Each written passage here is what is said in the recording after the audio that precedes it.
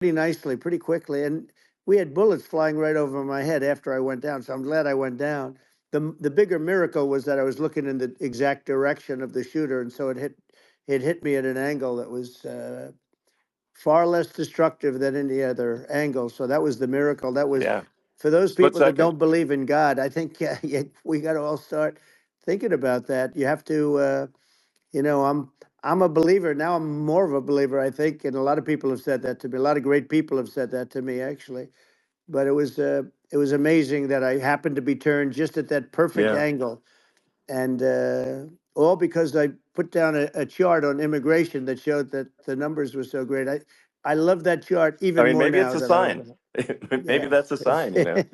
it's an immigration sign. You Yeah, highlighted a serious issue, and yeah, at that moment, that's right. the bullet missed your, hit your ear, but missed your head. I mean, Well, the amazing thing is that the sign, I said, bring down that sign on immigration, and it was literally about an eighth of a second where it would be good, and after that, it was going to yeah, be a disaster, no matter which way you were facing. But it just had that perfect angle, which was yeah, exactly at this shooter. Very sad situation.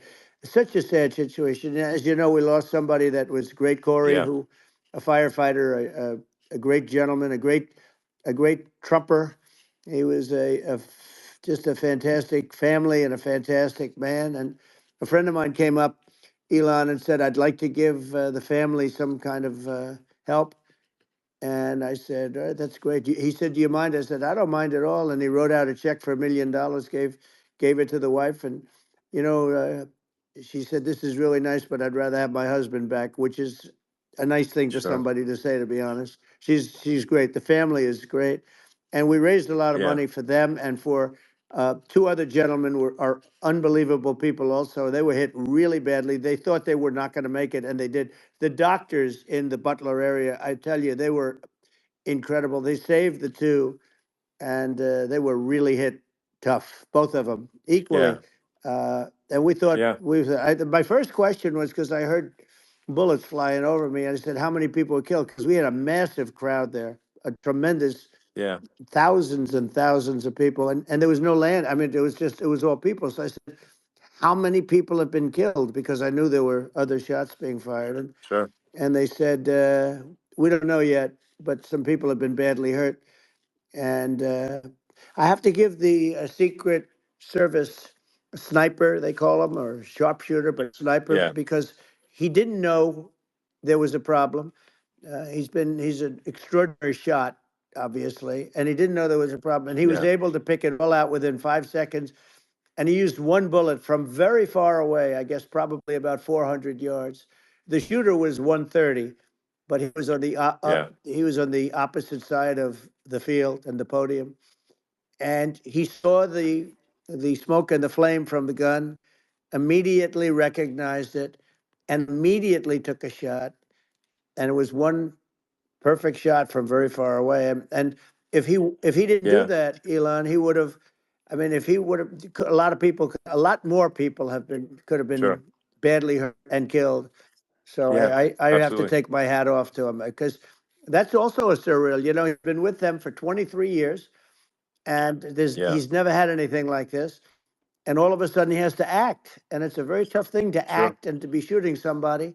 But he saw the gun, saw the smoke, saw the flame from the gun very far away. I obviously has very good eyes. He's got very good vision, which assume you have yeah, to have in that particular work. But he took absolutely, aim very quickly, and they say it was approximately 5 seconds. And he used one bullet from very far away, I guess probably about 400 yards. The shooter was 130, but yeah, he was on the opposite side of the field and the podium, and he saw the smoke and the flame from the gun, immediately recognized it, and immediately took a shot. And it was one perfect shot from very far away. And if he didn't do yeah, that, Elon, he would have. I mean, if he would have, a lot more people could have been sure, badly hurt and killed.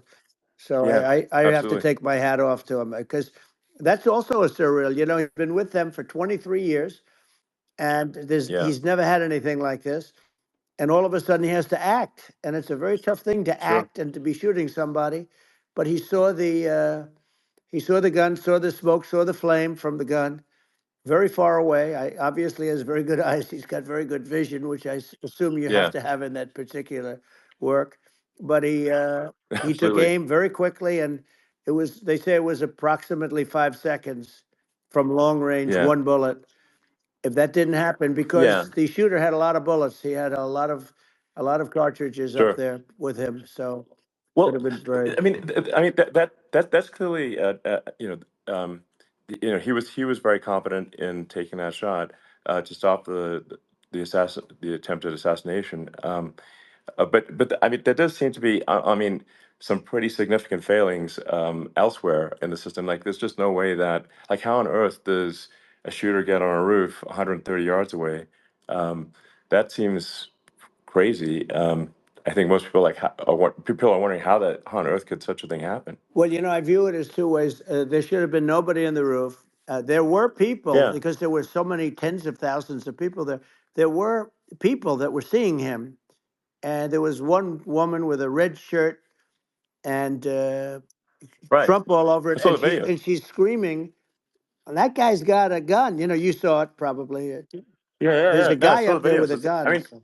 it's like I guess, I mean, for my part, and I think probably many members of the public are wondering how the heck are, you know, basically people wondering by it, pointing out there's a guy on the roof with a gun, Yeah. and they're seeing it, but somehow it's not being addressed. That does seem Yeah, crazy. well, they're going to learn from this. The communication between the local police, who sort of had an idea, and then ultimately a man lifted himself up to the roof, could barely do it because he was pulling himself up, and Yeah, he saw the man with the gun. The man with the gun pointed the gun at him. He thought he was probably going to get shot, but he was like pulling himself up, and because of that, he couldn't get to his gun, and he fell down. Actually, very badly hurt his leg, his ankle. I hear very badly, okay, but he fell down, and he did. From what I understand, he did say there's a guy up there with a gun, and the shooting started very quickly after that. I think it forced the shooter to go maybe quicker. He was supposed to be a very good shot. yeah, My sons, Don and Eric, they can't believe what happened, but they said from 130 yards, a bad shot would hit that target almost every time. They said it's like in golf, yeah, sinking a 2-foot putt. yeah. It's not a tough No, it's shot. not a Um, long shot. The Secret Service person had the long shot. He had triple the yeah, distance actually. So it was a terrible thing. Look, it's hard. I have to say this about the Secret Service. When I went down, and I went down based on, I think they're screaming, but other people also, because people saw this happen. You had so many people. One of the miracles was that nobody ran. I mean, if a gun goes off, the crowd yeah, control people showed us this.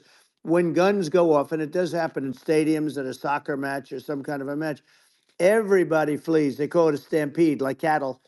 But everybody, and a lot of yeah. people get killed with those stampedes. We had Sure. more people than you'd have at some of these matches or these games, and nobody left. You had a small group behind us in the grandstand, and that was full. And you look at it as it was taking place, and normally they'd be running. They didn't leave. They saw that I was hurt. They saw a lot of blood, and they saw that I went down, and it's almost like they wanted to be with me. Well, out front, you had thousands, tens of thousands of people. As far as the eye could see, you had people in Butler, as far as the eye could see, and uh, Yeah, and a lot of press too. There was many cameras on watching this. It's what makes it so different, because normally things happen that aren't good, but you never have a picture of it. Here we have all these cameras shooting it, so yeah, sort of amazing. But one of the interesting things was that you didn't have anybody flee, you didn't have anybody stampede, sure. nobody. And there were some people behind me. They stood up and they're looking like, I mean, I tell you, you want to have Yeah, yeah. them in a foxhole with you. I want to meet some of those people. Sure, because sure. it's so different from what you heard. But so I was down, but the Secret Service Yeah, guys, there were bullets flying right over my head. You could hear them go whizzing, yeah, and these guys came jumping on top of me, and a young lady, Kate, uh, would jump. They moved so fast, and let me tell you, that took tremendous courage. Now there was a lack of coordination. There was, obviously everybody understands that somebody that building should have been covered, and yeah. I mean, that was I the think big that thing. like, I mean, looking at the aerial views, that building would be like the number one spot for a sniper. I mean, it's like the if you were to pick like what is the favorite place, what if you so if the goal is to assassinate, what's your favorite spot? That building, the You're roof of right. that building would be number one. That would have been the spot. It's like you can ask for a better No, location. It's like number no, that one. would have been the spot. Um, You know what people think yeah, is when the local policeman, who, by the way, he really he did what he was supposed to do. He couldn't hold on any longer. And then when he got yeah, his head just peeking above, this guy standing there with a gun at his head. And when he fell down, again, hurt his ankle very badly, but he was making the calls. But what happened is the firing took place very soon. So what they yeah, think is that this guy ran to his site, which he had all planned out with the gun. He ran to the site and he started shooting fast, and maybe that's why he sort of missed. I mean, he uh, yeah. But he as you got said, me, but he it would have could have hit. If been I mean, could have been a much yeah. bigger problem. But he totally would have hit if you hadn't turned your head. So like there was it was a very near It thing. was a So miracle. If I hadn't um, turned my head, yeah, I would not be talking to you right now. As much as I like you, exactly. I would not. Yeah, I would well, not be talking to you. maybe talking to me from another realm, perhaps. Yeah, that's Um, right. We'd be talking from a so different place. But it was a very terrible experience. The Butler Hospital, they did such a great job. The doctors were so good. Everybody was so good. There was a mistake. If somebody knew, because people were hearing that, there was just a bad feeling that there was somebody was around. You know that story now. It's been pretty yeah, well. yeah, And yeah, if somebody could have said, because they've oftentimes said, like there'd be a lightning storm or something. Because I've done, I think, over 300. I think I did a lot more than that, but we did a lot. And oftentimes they'll say, "Sir, could you wait 10 minutes, please? Sir, could you wait 20 minutes? There's a storm overhead or lightning or something," right? And yeah, that happens yeah, often. And this would have been a perfect time for that to have happened, but it yeah. didn't. It didn't get coordinated. That was the problem. Well, it was your. I think your actions in the heat of fire, and like what I found admirable there was that you can't fake bravery under such circumstances. The courage is instinctual, or it is not. It's not a rehearsed action. And so I just want to say that I think a lot of people admire your courage under fire there. And Well, yeah, so thank you very yeah, much. I appreciate it. I didn't think of it. I just wanted to get up and I wanted to stand up. I wanted to let people know. I felt I was good when they were on top of me, covering me, actually, very much covering me, and very bravely. But I wanted to get up. I said, I want to get up, and they wanted, they have everything there. They wanted stretcher. I didn't like the stretcher, and I knew I was hit in the ear, but I knew I wasn't hit anywhere else. They felt I was hit someplace else yeah, because it was such a lot of blood, and they were sure that I was hit someplace else. And they were saying, "Sir, you were hit in more than the ear." I said, "Nope, I was hit in the ear. I want to get up. Let me get up." And so I got up, and the crowd didn't know what to think. I mean, this was so many people, and you could see they were confused. They didn't know what to think. And I wanted to let them know I was okay. It was very important for me to let them yeah, know that. And they went wild. You've seen the after. They didn't go wild when I yeah, got up because they didn't know, was I alive. You really couldn't tell when I stood up before the hand, before the fist in the air. Uh, they didn't know if I was alive. Nobody did. And when I put the fist up, they were just relieved and happy and thrilled, and the place went crazy. It was pretty amazing. yeah. It was a Well, terrible thing, but it it was was really nice. incredibly moving. Yeah. Well, and I mean, speaking of the sort of slide that got you to turn, that saved your life really was the illegal immigration Right. slide. Maybe this That's right. maybe this is worth talking about that, since It was. that slide You're saved your right. life No, basically. the illegal immigration saved my life. You're right, but it was, and I I had to know be at that's that the. exact angle. I mean, that's a great one. Saved by illegal You know, immigration. the incredible 100%. thing though, when you talk about the odds, you had to be exactly at that angle. But the Yeah, incredible thing is that the chart, I used it less than 20% of the time. It was just a moment. yeah, It's always on my left, never my right, and it's always at the end of the speech. So here yeah, we have it. It's on the right, not the left. It's at the beginning, not the end. And even the people that put it up, they were unprepared, and they did a great job. They got it up immediately, fortunately. But I looked to the right, and the bullet came whizzing by, hitting my ear. So it was amazing. But when you think of the odds of that, and yeah, yeah, you know that normally you wouldn't use it. Normally I wouldn't have the thing, and then it would yeah. have been a very different story. It's very much, I say, an act of God. It's a miracle that it happened, and I'm Sure. honored by it. I'm honored by it. Well, what were you about to say about illegal immigration before you were rudely interrupted with a Well, I was bullet? going to say how good the numbers were. By the way, we're going back to Butler, and we're going to go Great. back in October. We're all set up, and the people are fantastic in Butler. It's a great area. Great, these are incredible people.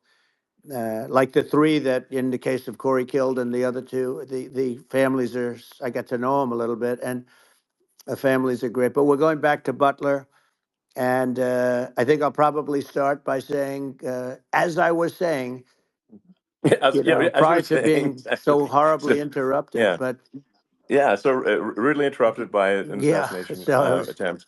But no, but the chart, Some people have no manners. Elon, the chart was just a chart that in my last week we had the best illegal immigration numbers, meaning stopping.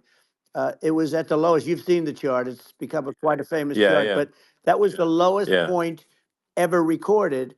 It was a really, I mean, I was very proud of those numbers. And then you see what happened with these people, Kamala and Joe. You see what happened. They just let it go. I had remain in Mexico policies. I had all these different policies that was so good. Uh, Guys like Tom Holman and Brandon Judd from Border Patrol. All these are all people that they've been on television. They says the best numbers we've ever had. We had so many different checks, catch and release in Mexico, not the United. We had catch and release in the United States. We had it in Mexico. We had so many things. We had things where if many people come in there, they have contagious diseases.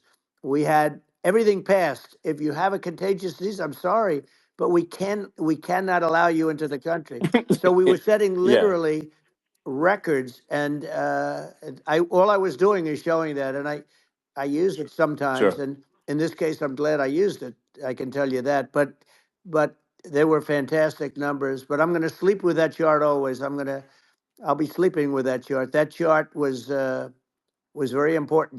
very important for a lot of reasons. Well, I mean, would it be accurate to say that you're supportive of legal immigration, but we also need to shut down illegal immigration, and especially unvetted illegal Yes, immigration, because and that's not the same as saying that everyone who's an illegal immigrant is bad. In fact, I think most people who are illegal immigrants are actually good, but you can't tell the difference unless there's a solid vetting of who comes across the border. Does that accurately 100%. represent your position? I say it Okay. very simply. They have to come in legally. They have to be checked Yeah. because look, Kamala was the border czar. Now she's denying it. Everything that I do, she's Yeah. saying she was strong on the border. We're going to be strong. Well, she doesn't have to say it. She could close it up right now. They could do things right now. It's horrible. Uh, no tax on tips, and all of a sudden she's making a speech and there will be no tax on tips. I said that months ago. And by the way, they had just the opposite. They had not only tax on tips, but they hired 88,000 IRS agents, and many of them were assigned to go get waitresses and caddies and all of this on tips. They have a policy. They had a policy that they were really going to go after you and were really harassing people horribly. And then all of a sudden, for politics, she says, she comes out with what I said, which I think is terrible. And I think it's also hitting them very hard. These people are fake. Now they're also saying they did a good job on the border. We had the worst numbers in the history of the world, not of our country. There's never been a country in history that has had a catastrophe like this. We've had, I believe, and I think you believe this too, you hear 12 Yeah. million, 13.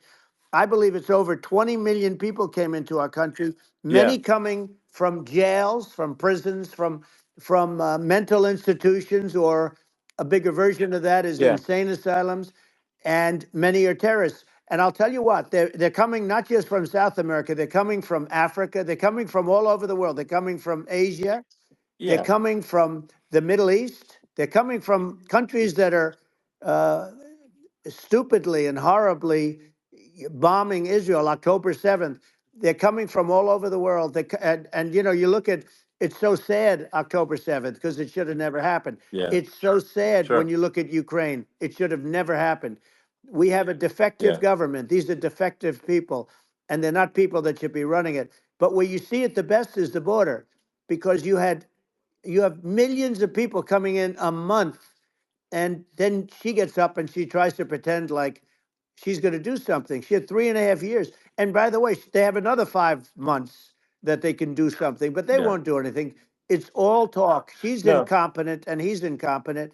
And frankly, I think that she's more incompetent than he is. And that's saying something because he's not too good. Yeah. No, I think it is essential to have a secure border. I mean, you're really not a country unless you have a Correct. secure border. And And uh, secure elections, you too. know, yeah, absolutely secure elections, and so it's just essential to have a real border, or we can't function as a country, and our service, our central services are being overwhelmed in a lot of cities, and as we were talking about earlier, I think having a legal immigration process that is smooth and efficient and done well, and speaking as someone who is a legal immigrant. And I think I mean, like one way to think of it is, who do you want on your team? Um, who do you want on Team America? And I think we want to just say, okay, we want to let in people who are gonna, be great contributors to our society and to our economy, Right. and and who do you want on the team? And it's not to say that, like in my opinion, actually, I'd say like probably most of the illegal immigrants actually are actually good, hardworking people. That's my opinion. But some are not, and you just have this sort of adverse selection process where, if somebody's if somebody's like you know, uh, has a career in theft or robbery. I don't understand what's taken them so long to get here, because we're in such a target-rich environment. Um, I mean, why aren't more people who have a career in, bad things coming here sooner? Because I mean, it's a piece of cake to go rob, houses in LA or New York, compared to other parts of the world. And in a lot of places in America, if you try to stop the person who's robbing you, you'll be arrested. Yeah. Yeah. So it's insane. It's right. I mean, what's happening with crime, and our police are so good, but they're not allowed to do their job. But I have to tell you, Elon, I They're hate not. to say it because it's such a downer to say it. I hate to say it. I hate it, but f- you have a lot of people that just shouldn't be. I think it's a much bigger number than you think. They're I allowing, think you're again, right. they're Yeah. allowing people from their jails. And if you were running one of these countries where they're coming from, you would have had all of them. As an example, Venezuela, their crime is down 72%. They're taking their drug dealers, they're taking, frankly, their prisoners, they're emptying out their prisons. They're taking their criminals, their murderers, their rapists, and they're Yeah. delivering them into But the. that's what Castro did. Yeah, That well, he did on a he much smaller scale. yeah, It was a much smaller yeah. scale. But this is a massive scale because this is being done worldwide. But here's what's happening: crime all over the world is down. And wait till you see the numbers that we have. This is migrant crime. This is crime that's going to be. Yeah. And I saw it today in New York where somebody was knifed where they raped the girlfriend of a man that stood there watching in New York in one of the shelters, and started Sure. pulling out the knives, and bad things happen today. But this is happening every day. These are rough people. These are people that are in jail for Yeah. murder and all sorts of things, and they're releasing them into our country, and they're telling them, if you come back, we're going to kill you. We're going to give you the death penalty or kill you. So they don't want to come back. But these are rough people. Yeah. These are criminals that make our criminals look like nice people, and it's horrible what they're doing. And she's in charge of it, because now she's trying to say she Sure. had nothing to do with it, and she's such a liar, because she was called the border czar the first day, and it was on the headlines of every newspaper. She's the border czar, and she never even went there. She went to one location which had nothing to do with where the problem is. She went in and out, I Right. guess, because she was getting a lot of pressure, Yeah. but Yeah. had nothing to do where the problem Yeah. is. But she was Well. the Well. border czar, and people Yeah. Yeah. can't allow them to get away with their disinformation campaign. Now she's trying to say that she wasn't really involved, and the whole thing is horrible. She was totally in charge. She could have shut the border down without him. He didn't know what he was doing anyway, so he wouldn't have even known Yeah. what happened. You could shut the border down; he wouldn't Yeah. even know the difference. But uh, the fact is that she was border czar. But if you don't have to call her Yes. that, the fact is you could just call her. She was in charge of the border, and the border was the worst Right. ever. It's simply not working. No, It's, it's I mean, horrible. whether it's by whether it's a question of intention or competence, either way, we don't have a secure border, and we have people streaming over like it looks like a World War Z zombie apocalypse at times. And sometimes you got to sort of wonder, like, is it real or not? So because you see things, you're like, is it real?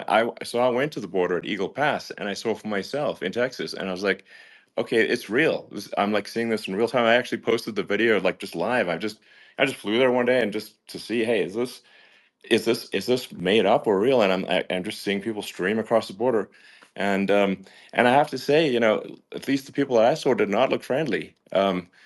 These So these are people people. can look at my video and say, hey, Yeah. does these people look friendly? I don't look super friendly. So, These are people that um, Elon would not be the same man if he had to walk across the street and look these people in the eye. These are rough people. These are really rough people coming across. And I know rough people. And these are people that we don't want in our country. And the caravans are coming in, and they're putting, and who's doing this are the heads of the countries. And you would be doing yeah, it, and so would I. And everyone would say, oh, what a terrible thing to say. The fact is, it's brilliant for them, because they're taking all of their bad people, really bad people. And I hate to say this, the reason the numbers are much bigger than you would think is they're also taking their non-productive people. Now, these aren't people that will kill you. We have enough of them, but these are people that are non-productive. They are just non-productive. I mean, for whatever reason, they're not yeah, yeah, workers, or they don't want to work, or whatever. And these countries are getting rid of non-productive people in the caravans in many cases, and they're also getting rid of their murderers and their drug dealers and the people that are yeah, really brutal people. And they're coming into our country yeah, at levels that have never been seen before. And I saw an ad just before I got on the air. I'm walking over here, and I saw an ad by Kamala saying how she is going to provide border security. Where has she been for 3.5 years? For 3.5 years, yeah. No, no. we have 20 million people I poured think is in. It's a terrible Yeah, I thing. think frankly, I think this is a fundamental existential issue for the United States. And if we have another 4 more years of open borders, and it's going to be even worse with another 4 more years, it's going to be even worse than it's been for the past, 3.5 years. I'm not sure we've got a country You don't have left a country at that left. point. Elon, if they get in, you will have 50 to 60 million people from all over the world, not South America only. We think of South America, we think of Honduras and El Salvador, Guatemala, and Mexico, the four.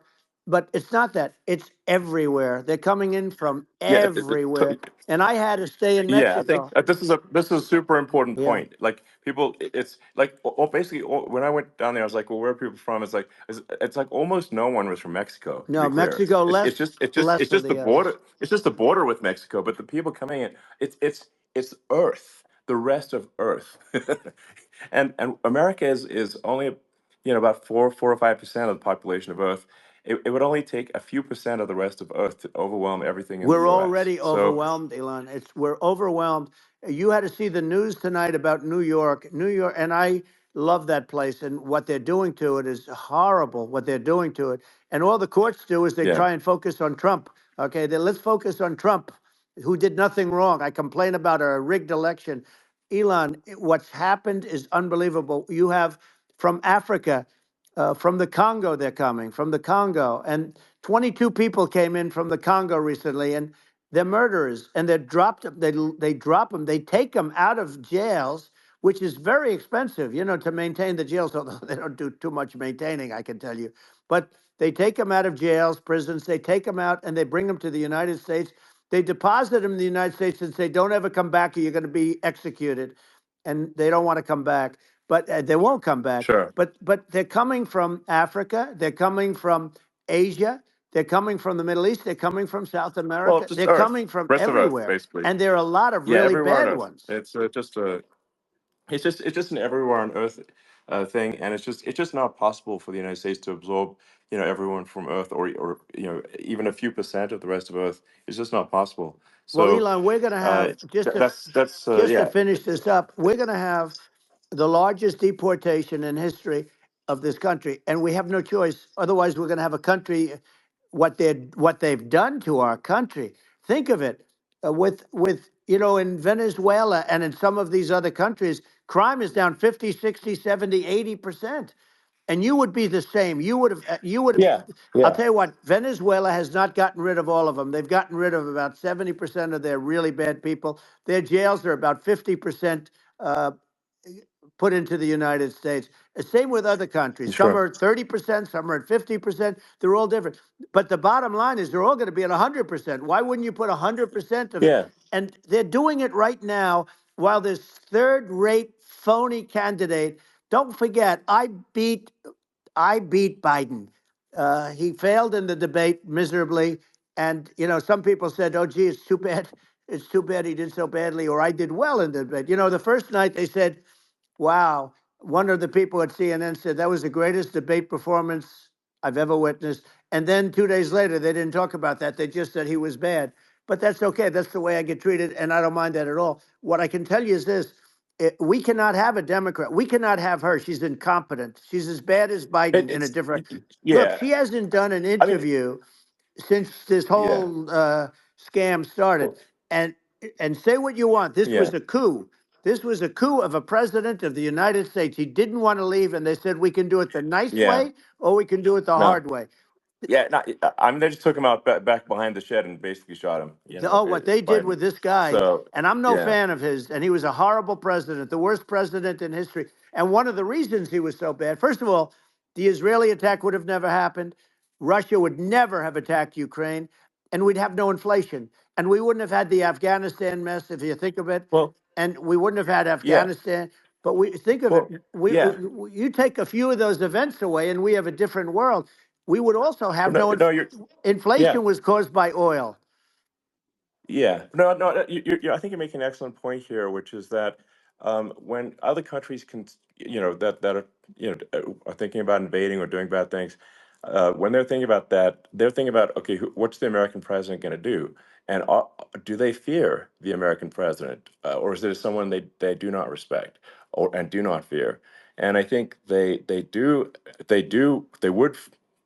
they rightfully be.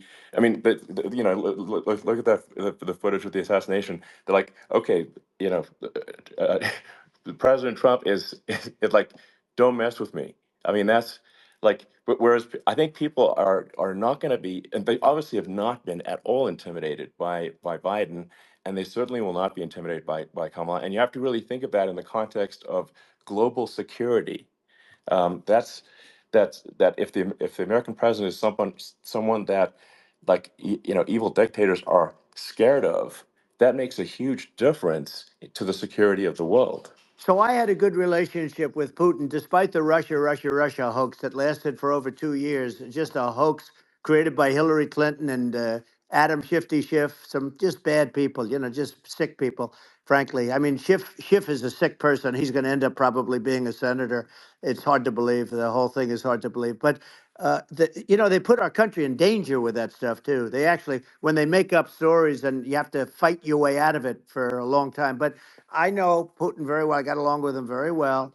He respected me, and it's just one of those things. And we would talk a lot about Ukraine. It was the apple of his eye. But I said, don't ever do it. Don't ever do it. I shut down Nord Stream 2. That was the big oil pipeline, the biggest, I think, the biggest pipeline in the world going all over Europe. I shut it down. Biden came, and then they say, Yeah. I loved Russia. I was a friend of Putin, and I loved Russia. No, he actually said to me one time, he said, if you're my friend, I'd hate to see you as an enemy. I shut down his pipeline, the biggest pipeline. They were looking at that to Yeah. fund, and this pathetic president gets in there, and the first thing he did, one of the early things he did, is he shut down. He shut down Keystone XL pipeline, which is our pipeline that would have employed 48,000 people, pipeline workers, shuts it down. That was, a massive job that Obama refused to allow. Yeah. I allowed it in my first week because it was jobs and it moved oil. And by the way, in a much more environmentally friendly way. It's underground. It's not a truck that catches on fire or a train that catches on fire. But think of it. He shut down the XL pipeline, the Keystone XL pipeline. He Yeah. shuts that down and he approves the Russian pipeline, Yeah, it doesn't make any right? sense. It's inconsistent. Certainly but I mean, I think it's just worth emphasizing to listeners that the immense importance of whether the United States president is intimidating or not intimidating, and how much that matters to global security, because there's some real tough characters out there, and if they don't think the American president is tough, they will do what they want to I do. know every one of And them. it puts the whole Yeah. world in danger. Elon, I know every one It's of a them, big and I know deal. them well. I know Yeah. Putin. I know President Xi. I know Kim Jong Un of North Korea. I know every one of them. And let me tell you, people will say, "Oh, this is terrible." He said, "I'm not saying anything good or bad. They're at the top of their game. They're tough. They're smart. They're vicious, and they're going to protect their country. Whether they love their country, they probably do. It's just a different form of love, but they're going to protect their country. But these are Yeah. tough people at the top of their game. And when they see a Kamala or when they see Biden, Sleepy Joe, they can't even Yeah. believe it. They can't believe this happened. All the stuff that you're seeing now, all the horror that you look at Israel, they're all waiting for an attack from Iran. Iran would not be attacking, believe me. When I was there, and I say it with respect because I think we would have been good with Iran. I don't want to do anything bad to Iran, but they knew not to mess around. Iran was broke because I told China, if you buy from Iran oil, it's all about the oil. That's where the money is. But if you buy oil from Iran, you're not going to do any business with the United States. And I meant it. And they said, we'll Yeah. pass. Yeah. They didn't buy oil. Other countries, likewise, Sure. you want to buy, you're not doing business with the United States. And they were at a point where they had no money for Hamas. They had no money for Hezbollah. They had no money for any of these instruments of terror. And it was amazing. In fact, there were articles when I was leaving, which is hard to believe, actually, especially when you look at what's happened to our country. Our country is so bad right now. It's such a different place. We were respected. Think of it. 4 years ago, we were so respected to a point where when I said don't buy oil, they didn't buy oil, but they had no Yeah. money Yeah. and Israel would have never been attacked. It is zero chance. And again, I said to Vladimir Putin, I said, don't do it. You can't do it, Vladimir. You do it, it's going to be a bad day. You cannot do it. And I told him things that what I do. And he said, no way. And I said, way. And it's the last time we ever had the conversation. He would never have done. I got along well with him. I hope to get along well with him again. Getting along well with them is a good thing, not a bad thing. I got along well with Kim Yeah. Jong Un when I met with President Obama just before entering. It's a sort of a ritual. And I sat down with him and we talked. It was supposed to be for a very short period of time. It turned out to be a long period of time. I said, "What's the biggest problem?" He said, "North Korea." I had that problem worked out very quickly. It was nasty at the beginning with Rocket Man and all the different things, Yeah. but all of a sudden I Those got a some those call. those some Oh, those were some epic tweets, by the way. yeah, they Those were were no, like they were epic absolutely. everything. He said that he has a I- red button on his desk. I said, I have a red button on my desk too, but my red button is much bigger and my red button works. And then I called him Little Yeah. Rocket Man, if Little Rocket Man. Anyway, here's the bottom line. All of a sudden, I got a call from him, and they said they want to meet. They want to meet me. And we met, Yeah. as you remember, we met in Singapore. We met also in Vietnam. And I got along with him great. We were Yeah. in no danger. But Yeah. President Obama, It's President because Obama thought they we were going to respond. end up in a Yeah. war, a nuclear war with him. And let me tell you, he's Yeah. got a It's not lot of true. nuclear Yeah, stuff too. He's exactly. got plenty of nuclear. It's He can do plenty of damage. it's So yes. I mean, it's because I mean, people like Kim Jong Un. They respond to yeah. strength, not weakness. Well, And he and I got it. if you He and I project had a good strength, they relationship. you're good. Yeah. Remember I met him and we walked onto his land. Nobody ever walked onto his land before. I walked onto. I wouldn't say. Yeah. Let's That bring was up cool. Secret Service again. I wouldn't say they were thrilled when I did that. I walked onto his land, and it was an amazing period. But we were not in danger with him because of me. You know, I always Yeah. say that we have enemies on the outside and we have enemies on the inside. We have some really bad people in our government and people that are and controlling of the people. I mean, I'd mention names, but I really don't want to give them the credit. But we have some really bad, and I say they're more dangerous than Russia and China. If you have a smart president, a president that gets it, we are not in danger from those countries because they need us and they need our help. I mean, we forced Obama, if you think about it, Obama and Biden and Bush, to a certain extent, in all fairness, forced Russia and China together. And if you're a history student, the first thing you learn is you cannot let Russia and China align. But then they also got, if you take a look, Iran, and they have North Korea. That's, they call it the axis of evil. In the old days, you had the axis of evil. Here we have a modern day axis of evil. These are powerful countries, very heavy nuclear, which is the biggest threat. Yeah. The biggest threat is not global warming, where the ocean's going to rise one eighth of an inch over the next 400 years. And you'll have more oceanfront property, right? The biggest threat is not that. The biggest threat is nuclear warming, because we have 5 countries Well, now that yeah. have significant nuclear power, and we have to not allow anything to happen with stupid people like Biden. Biden did something with Russia. There was no chance of him ever going in. And when I left, and then after I left, they started forming big armies on the border with Ukraine, right? And I looked at that, and I thought he was doing that because Putin's a good negotiator. I thought he was doing that to negotiate. But then Biden started saying such stupid things. For instance, he said that it can be a NATO country. Now, Russia, for as long as there's been NATO, has said we're never going to agree to that. And we go right up front and say that. And we did things and said things through this president with a low IQ, very low IQ. He had a low IQ 30 years ago, by the way, but now he might not even have a IQ at all. There's nothing on the board that goes this low. He said things that were so stupid that war would have been that war had zero chance of happening if I were there. Zero chance. He was saying everything Yeah. the opposite. Everything the opposite.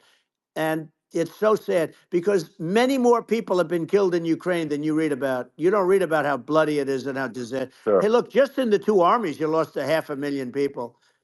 And Yeah. Ukraine's It's having a hard time. Ukraine, I don't know if you saw yeah. the article recently, and it's true. You don't hear the true story, but if you think about it, Russia's gone. Russia defeated Germany with us, and they defeated Napoleon. They've been around a long time. They're a big fighting Yeah. force, So of and it's course. very unfair. And Ukraine now doesn't have enough men. They're now using young men and very old men to fight, and we're in a very bad position.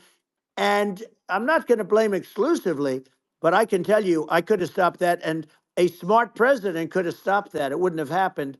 But we had a Yeah. man that actually made it.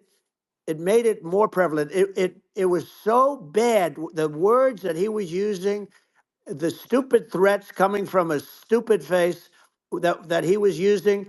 I said, this guy's going to cause us a war. He's going to cause us. And let me tell you, Yeah. it can Yeah. lead to World War III. That can lead to World War III. The Middle East can lead to. We have numerous places that could end up in a Yeah. World War III right now for no reason No, whatsoever. I think you're right.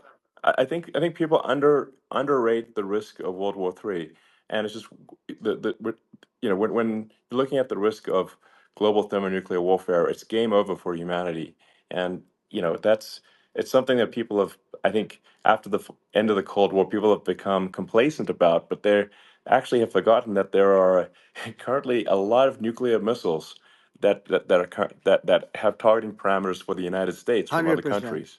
And one of the things And we're going to do is it's we're going to yeah, build an iron dome over us. Israel has it. We're going to have the best iron dome in the world. We need it, and we're going to make it all in the United States. But we're going to have protection, because it just takes one maniac to start something. We're going to have protection, and we're going to have. Why shouldn't we have an iron dome? Israel has one. Some other places yeah, have one that nobody even knows about, frankly. But Israel has it. We're going to have an iron dome. But with all of that being said, to me that's so important, the most important. But with all of that being said, the election's coming up, and the people want to hear about the economy and the fact that they absolutely, sure. can't buy groceries because they don't have enough money to buy groceries. The inflation has killed them. Food prices are up 50, 60, even 100% in some cases. And this stupid administration allowed this to happen. And it's a shame. And that's the thing that people most care about, in my opinion. They care about the border a lot. And we discussed the border at great length. It's nice to have a Yeah, yeah. forum like this where I can discuss something at length. And by the way, do you think Biden could do this interview? Do you think that Kamala could do this interview? They would take a pass on No, they you. could not. So they don't need Elon.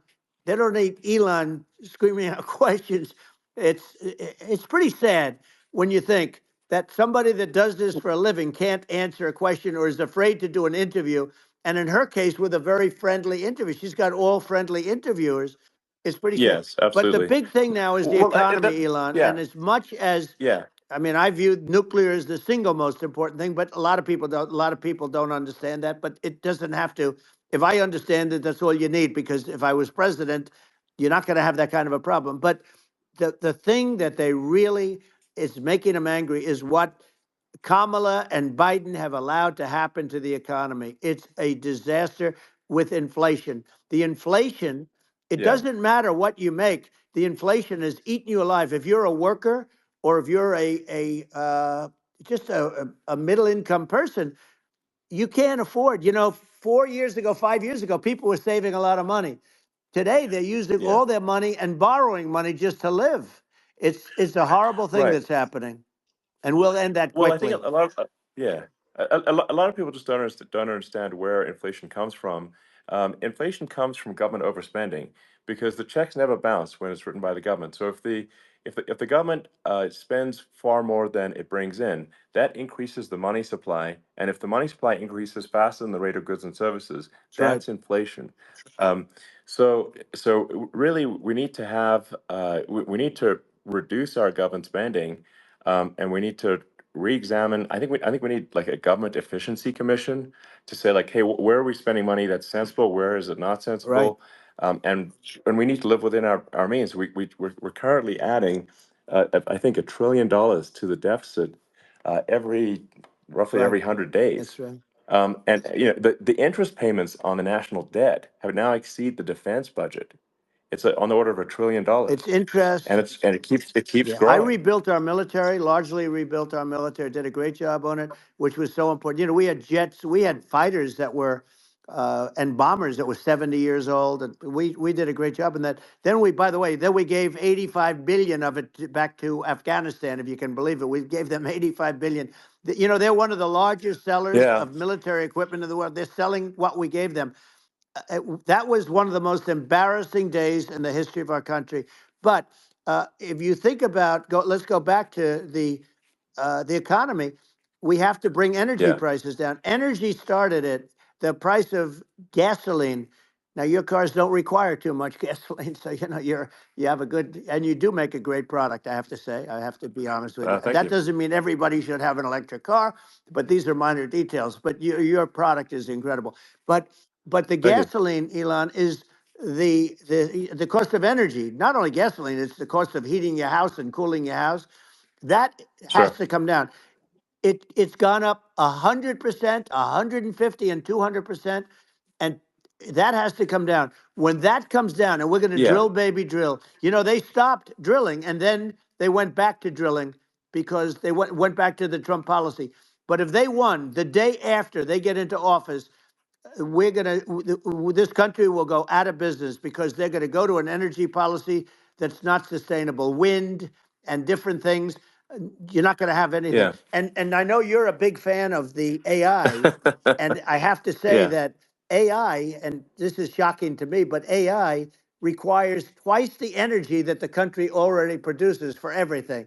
So you're going to have to build, we're going to have to build a lot of energy if our country will be competitive with China, because that's our primary competitor for this on the AI. You're going Sure. to need a lot of Well, I mean, electricity. You're going to need tremendous yeah. electricity, like almost double what we produce now for the whole country, if you can believe it. Sure. Well, just going, back to this, like this basic thing, which that people try to make it sound complicated, but it's not. But inflation is caused by government Right. overspending. Would you agree that we need to take a look at government Yes. spending and have perhaps a government efficiency commission that just tries to make the spending sensible and so the country lives within its means, just like a The person does. waste is incredible, and nobody It negotiates is. prices. You used to have a lot of people making jets, and you end up with two companies, and they'll probably try and merge at some point. I mean, I went through it like Air Force, just a thing like Air Force One. One of the first documents they asked me to sign, a general walks in, sir, would you please sign this document? And what is it? Air Force One. That's with Boeing, which is basically two planes, two 747s, and the price was Yeah. $5.7 billion for two planes. Now they're Wow. highly sophisticated. That's They're insane. even nicer than your plane, okay? But much more sophisticated. They're very. I won't say what's on it, but they got a lot of stuff on it. Anyway, but it's Sure. 5.7. I That's a crazy It's a number. crazy number, but I said I'm not going to pay 5.7. I'm not going to do it. I said, who made the deal? Obama and his people. I said, well, then I know the deal's no good. I'm not going to do it. And over a course of about 4 weeks, by my saying I'm not going to do it, I got the price reduced by $1.6 billion for the exact same plane, other than we had a nicer paint job, if you want to know the truth. But for the exact same plane, I saved one. And I said to Boeing, man, you guys must make a lot of money if you can reduce the price by that. But now what I do hear is that they're going back to the Biden administration and wanting big cost overruns, because they see these dopey suckers in there, and they'll end up getting some of the money back. But I shaved it by $1.6 billion for the exact same plane, and you can now take that and multiply that out times thousands of other Exactly. items, and Multiply it by yeah, a the zillion, numbers are and yeah, yeah. astronomical. I agree with you. Well, I mean, if so, I think it would be great to just have a government efficiency commission that takes a look at these things and just ensures that the taxpayer money, the taxpayers' hard-earned money, is spent in a good way. I'd be happy to help out on such a commission I'd love if it. it were formed. Well, you're the greatest cutter. I mean, I look at what you do. You walk in and you just say, "You want to quit?" They go on Yeah. strike. I won't mention the name of the company, but they go on strike, and you say, "That's okay. You're all gone. You're all gone." So every one of you is gone, and you are the greatest. You would be very good. Oh, you would love it. But if you look at Argentina. Well, I'd be happy to Yeah, by help the way, out. congratulations. I Yeah. just looked at the number of people that are listening to you and I chat. We'll call it a chat. But Yeah. congratulations. This is very good. I mean, it's great. And you're an interesting character. The new head of a place called Argentina, and he's a big, Malay's awesome. he's great. And Yeah. he's a big MAGA fan, that he ran on MAGA. And he took it to an extreme too. He ran on MAGA, and I hear he's doing really a terrific job. It's called Make Argentina Great Again. It worked out perfectly. He came in, he bought a lot of hats, he brought everything, but he's doing a big job. He really cut. And I'm hearing Yeah. they're starting to do pretty well. Inflation's getting down. They had like Yes, exactly. 2,000%. They had inflation like not normal inflation. They had the real deal. But we're going to Yeah. have that pretty soon. We have, I think we Yeah. have the worst inflation we've had in 100 years. They say it's 48 years. I don't believe it. I think we have the worst. They Yeah. don't include a lot of the items that should be included, you know. Yeah. Well, it's just from government overspending and not spending taxpayer money Yeah. effectively, and having just like so many departments, you can't even name them all. And what Milei is doing is, he's cutting government spending. He's simplifying things. He's having putting in regulations that make sense. And we're Argentina overnight is experiencing a giant improvement That's in right. prosperity.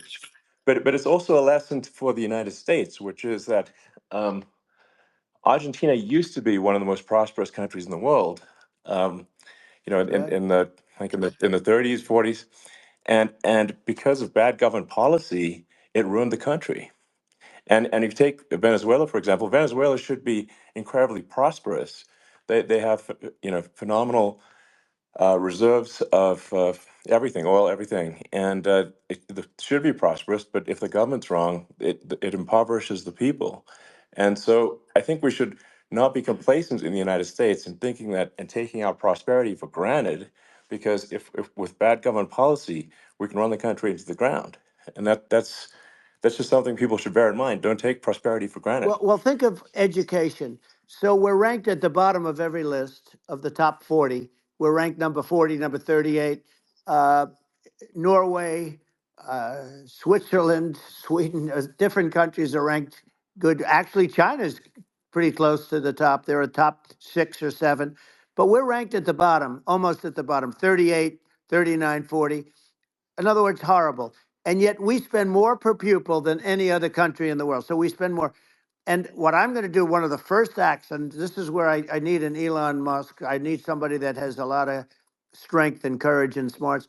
I want to close up Department of Education, move education back to the states, Yeah, where states like Iowa, where states like Idaho, not every state will do great, because states that basically aren't doing good now. You look at Gavin Newsom, the governor of California. He he's terrible. He does a terrible job. So he's not going to do great with education. But of the yeah, 50, I would bet that 35 would do great, and 15 of yeah, them, or 20 of them will be as good as Norway. Norway is considered great. You can name them. I mean, they're so good. Some of yeah. these countries are so good. But if you go into some of these really well-run states, we have states that don't know what debt is. We have states that have low taxes, no debt, everybody working. They're really well run, Sure. and maybe they have certain advantages in terms of location, in terms of the land, or the sun, and the water and the whole thing. There are a lot of advantages that some people have. But if you moved education back to the 50, you'll have some that won't do well, but they'll actually be forced to do better, because it'll be a pretty bad situation. Yeah, But if you think well, about it, yeah, you'll have some yeah, of yeah, these states. I'll bet you'd have 30, 35 states. It'll be much better. And you know what it'll cost? Less than yeah, half what it is in Washington. And yeah. these people don't care Well, about the yeah, students in these faraway states, and it'd well, be unbelievable. yeah. I think you're making a good point in that if the states have to if if each state has to compete against other states, then people will That's naturally right. move to states where it's better. Well, like Um, California, as we said, it's a badly run state. I could go through. I got so many friends that are in those states, even if they're Democrats. I hate to mention certain states, but Illinois is badly run with Pritzker. He's a real loser. But yeah, but some of these places are just badly run. But it's almost going to force them to run better, and they won't do a good initially. But you're not going to do worse than you're doing right now. And I would say that yeah, the cost, you would cut your cost by 50 or 60%. And you'd have a little yeah, yeah, monitor. You want to make sure they're teaching English as an example. Give us a yeah. little English, right? Sure, yeah. Right? No, but I mean, to what? Some of these governors are doing so badly. I mean, they got so many people moving out of their state. They should get U-Haul Salesman of the Year award because they're driving so much U-Haul It's sales. actually It's just amazing. people moving out. Isn't it amazing to you as a businessman that they can even survive? Like Illinois, so many people are leaving, and you wonder, how do they survive? I mean, how do they survive? Uh, I saw where you left California and you moved to Texas. Texas does a great job. But, I Yeah, mean, I just wonder, how do these states survive when big businesses, a big oil company just left California, as you know, and they moved to Texas. how do these big states survive when they lose so many businesses and their taxes are already really high? You know, the taxes are among the highest Yeah. taxes. You almost wonder how do they continue on? And in many cases, the governors don't do a good job in their crime-ridden places. You wonder how do they continue to just go on? It's Well, not a good I think there's. situation. I mean, I think the only thing that's going to force some of these states to change is if they risk bankruptcy and they're not getting bailed out by the federal Right, government. right. Well, That's you're the gonna only thing have that's going to that. get them to change. You remember the Yeah. area in California where they had that, where I guess somebody had sticky fingers and they stole a lot of money, and they went into a form of chapter, and it was very Yeah. nasty for Yeah. a period of time. But now it's probably the most popular place in all of California. So you know, at some point, something like that may have to happen. But the problem is, you can't penalize people that loan money to the state when you have incompetent people like a Pritzker. Look, the family didn't want him in the family business, and then he ends up being governor of Illinois. So you know what is he going to be? Is he going to be a great governor? And you know, you have people. I could name every one of them. I got to know every one of Yep. these, and some are very good, and some are just horrible. Well, I think that I mean the larger point here, too, as you're saying, like a lot of people are concerned about the economy, a lot of people are concerned about inflation, and inflation is effectively a tax on people that save money Yeah, and for people that are working day to day, it's just a form of taxation, and if we can solve the government spending problem, we'll solve the inflation problem, which means people will have a better standard of living, and yeah. that's a really big Well, the deal. people that got hurt Um, worst are the people that did it the way they were taught to do it all through, you know, their younger life and their young life and their whole life. The people that saved money and then they got no interest on their money and inflation destroyed them. And frankly, they were almost better off if they didn't do anything like that. I mean, those people have been absolutely decimated, and we're going to bring those people back and help those people. We've got to get the prices down. You know, when I look at bacon costing 4 or 5 times more than it did a few years ago, sure. when you look at some of the food products in grocery stores, people go, they can't believe it. They used to be able to buy a whole cart, and today, you know, a lot of people just don't have the money. They go in and they can't buy anything. They look at Yeah, it's sticker I shock. think They it. call it Yeah, sticker shock, right? I think it really just comes, like I said, I think it just comes down to really, I guess, two things, which is that if you solve government overspending, you solve inflation, which improves living Right. standards of the average person, and then if you deregulate, like have sensible regulations, so because a lot of the regulations are nonsensical and cause the cost to be extreme for no reason, but unless you've got effective deregulation. Like Reagan did a great job on deregulation in the '80s, but it's been 40 years since we had That's right. anyone really. I mean, during your administration, we made some progress, but I think there's an opportunity to make, I think, radical progress with sensible regulation. Yeah. And Well, Elon, those two things, yeah, those are the big yeah, deals. we set a record. We did more deregulation and more restrictions on all of the different businesses than any other president. Remember, I had the rule for everyone we put in, you have to get rid of 10 or 12. And we did Yeah, radical cuts on all of that, and a lot of that's being put back by this administration. And we did radical cuts on things that weren't necessary. But we were all set. You know, we had the best economy ever, maybe in the world. And then what happened is COVID came in, and we had to focus on that, and nobody knew what it was. And I always say I got good marks on economy, good marks on military. We knocked out ISIS. We did so many different things. We rebuilt. But, you know, I never got the credit that we really deserved on what we did with COVID. We never got the credit. But if had that not happened, a gift from China, from Wuhan, came in from Wuhan, the Wuhan labs, and I always said it, and it turned out to be right. But yeah, had that not happened, we were set to start reducing debt. We were going to reduce taxes further. I gave the largest tax cuts, and we were going to reduce taxes still further for middle income people, not only businesses. But we did it for sure, businesses because they're the ones that's why we had the great job numbers. But we were set to really start reducing debt. And, you know, we're sitting on the biggest pile of liquid gold anywhere in the world, bigger than Saudi Arabia, bigger than Russia. and we were going to drill, and we were going to make so much money. We were going to supply Europe with oil. I had stopped the Russian pipeline, and we were going to supply them with oil and gas. We were going to make a fortune, and then the COVID came in, and we really had to divert. Then what happened is when they came in, we kept a lot of businesses alive. If I didn't do what we did, we would have had a 1929 type depression. But the problem is when Biden came in, he got trillions of dollars and just started spending it stupidly. You didn't need it anymore. We got over that bad period where everybody was dying and feeling, it was just not a good period. Interestingly, during his administration, many more people died during his administration of COVID than during my administration, and we really got the brunt of it. But people don't realize more people died during his administration than ours. But it diverted us from doing what I wanted to do. But we had the greatest for almost 3 years. We had the Yeah. great, and you know that probably better than anybody. So many of your friends said to me, the best years we've ever had in business were during the Trump years, and also said that African American, Hispanic American were so incredible.